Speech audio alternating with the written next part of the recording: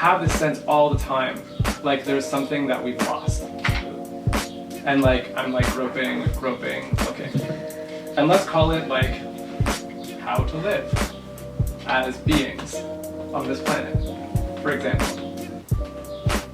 And I have this sense that, like, I know that it's there. It's like, I don't know, it's like I have this like memory somehow, like I'll catch little glimpses of it and like recognitions and know that it's there, but I feel like I'm like walking blind, right?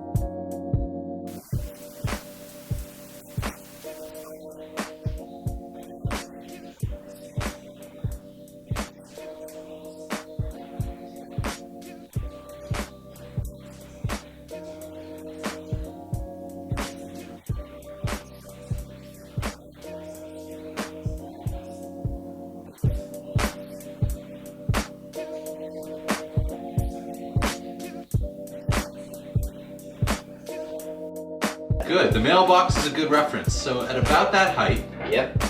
take your hand and move it slightly to the left Okay. until you eventually bump into a shoe. Oh. What?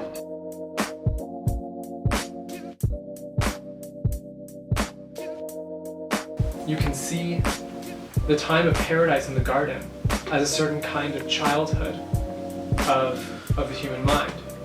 That everything was provided for us, we could just receive, right? And that was beautiful. We call it the tree of the knowledge of good and evil. And it's described as the thing that enables you, like the wisdom to be able to differentiate or like distinguish between, or like make judgments about what's good and what's bad. And then there's this moment of being like, maybe I could make it better. And so we look back at this question of like, what were they thinking? And I started to ask it a different way, and I was like, she's thinking. That's what's new. I stumbled across a thinker by the name of Julian Jaynes, who's a neuropsychologist and has written like a far-reaching paradigm about what consciousness is, like what thinking is, and when and where and how it comes. And I started looking back at the story through that lens, and he says that basically about 3,000 years ago, you're at the beginning of an internal conversation, which is like this shocking development. And the beginning of the possibility of, instead of just receiving from the outside and instead of feeling connected with everything, starting to question or starting to think. So James argues that this is the very beginning of what becomes a sense of self. And specifically, the suffering was not something they chose, but this change in brain anatomy that happened, that suddenly they couldn't just receive the glory from everywhere, but they started asking questions, and that itself was a suffering. I'm wondering if that's a guide in that direction. That's certainly the narrative in Buddhism, that like the questioning itself is the suffering, and that like that can be the leaving of the garden. And then the fall from grace represents the beginning of adolescence, like we call it puberty, and we start rebelling against the parents.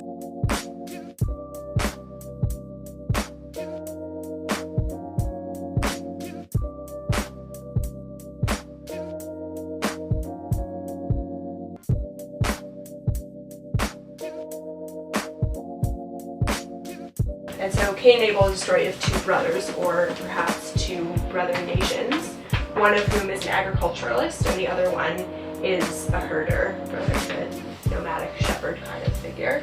And both of them give offerings to God. So like we're thinking of this, like looking back at the anthropology of the agriculture. And like as far as we know, looking back, this is a thing that happened, right? Like agricultural people started spreading and conquering in a way that wasn't done before. Like there was evidence of warring between tribes, but kind of like skirmishes, like border battles. And upon the birth of agriculture, you're starting to get this like conquering land idea, and like growing and spreading and colonizing and amassing. Well, who are these people? Why are they living this way? Why did they leave paradise? And why are they killing us?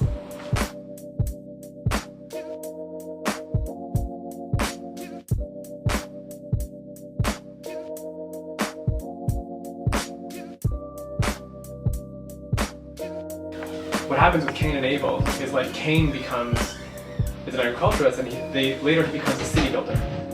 And so later in Egypt we have like, this is like the logical extreme of like where Cain goes to. And Egypt is this like really powerful society, right? They're amassing grain, they're growing grain, and they're building these storehouses. And they're taking land and taking land and taking land, and it wasn't only the Jews who were slaves.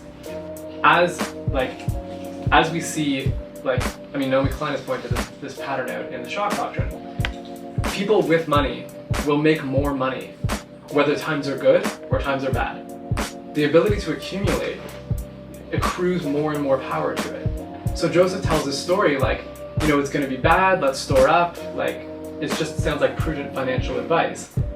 But once we see that, like, Joseph buys all the land for Pharaoh, it starts to look like the subprime mortgage crisis. Like, all the Egyptians were slaves, it wasn't just the Jews. We were actually like better off for a while because we were protected by this one leader who was like family, right? But then this other Pharaoh comes and he's like doesn't really care about Joseph. And he's like, no, they'll be slaves too. So like it's our story, so we tell the story of our suffering. But I think if you like pull the lens back for a little bit and take like gender social context perspective, yeah, it's like this is how slavery happens. Agriculture permits accumulation because you can grow enough of what you want, and you can dry it, and you can stick it in a building, and then you're rich. If you're a hunter-gatherer, you can collect all the fruit you want, and in 2 days, all you have is rotten fruit. So you're a part of everything because what you take in goes back. And there's no accumulation, and there's no hoarding. There's no ability to just get more and more and more. And then the fall from grace represents the beginning of adolescence. We call it puberty. And we start rebelling against the parents. And we start destroying the world, slowly but surely. And we're using all these new things that we have, like this thinking power, like power over other people, and like deceitfulness, James talks about a lot. And we're like really using those things. And it's this party phase of the left's brain. Or the logical faculty, the masculine side, dominating the receptive, creative side. And I think that at this moment in our history, we're starting to turn toward adulthood.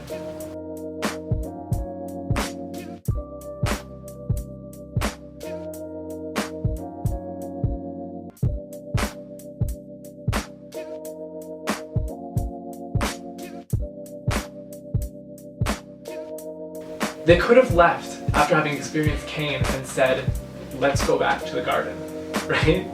Or they could have said, like, let's go back to being able. Like, we've seen what happens here, this is crazy.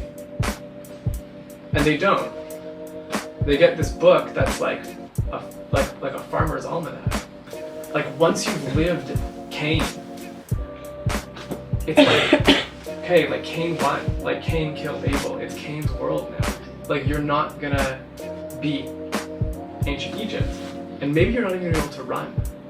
Like, maybe the next, like, as Yao was suggesting, the story of the famine isn't just, like, in there because it's a big drought, but it's because, as we see happening, like, over and over throughout history, conquering peoples will spread and push, like, less conquering people onto ever more marginal land.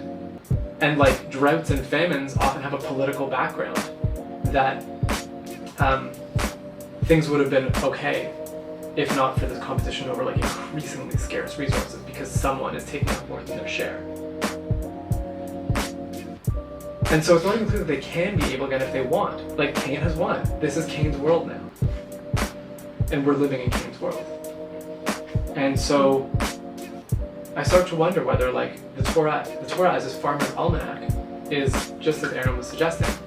Like, here is, like, okay, agriculture has happened. Like, we're gonna have to embrace it. But here is a way to not become king.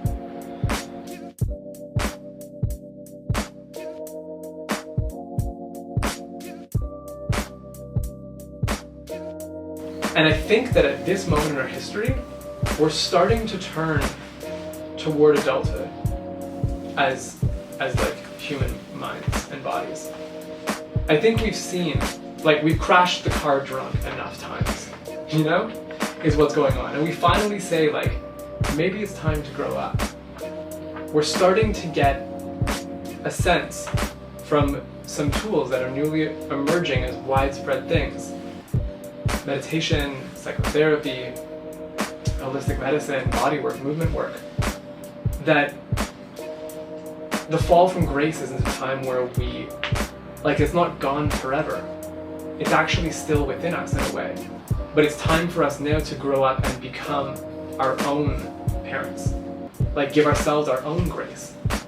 And ensure, like, people are starting to find a sense of being in the garden. Like, flitting in and out of daily life. It's like, oh, I feel connected to everything. Like, whether it's yoga or psychedelics or like the practice of living for love. I think we're starting to heal our originary mental trauma. And in this is planted the seeds of the next human culture. I want to know, and I felt this sense of people trying to pull it from me, like, as miraculously, like in the last 60 or 70 years, all of these like secret mystical cults have opened their doors and like thrust their wisdoms onto the world of like how to like harmonize the human mind and access like really high planes of being. And now this is like something you do like between dinner and movies. Like, for real though, right? Like, people are doing this when they go to yoga classes. For some reason the doors are just open now. And I'm sure that we have something like this. And I don't know exactly what it is or where or how to find it, but I'm curious about how to bring this to the table. I'm curious how we stop being so afraid from the trauma that we've experienced. Stop looking outside so much. And stop doubling down in conservatism so much. And be able to look inside with a kind of like rapt creativity and figure out what our ancestors might have been saying to us now. Like, start figuring out how to have that conversation between the guide who can't see the seeker and the seeker who doesn't know the guide, and be able to like bridge those things. I'm sure it's there, and I don't know how, and this only came because I got so disillusioned in my own religious Judaism, and I'm just speaking out of my own trauma here, and this is as far as we've come, and it felt like we wanted to share.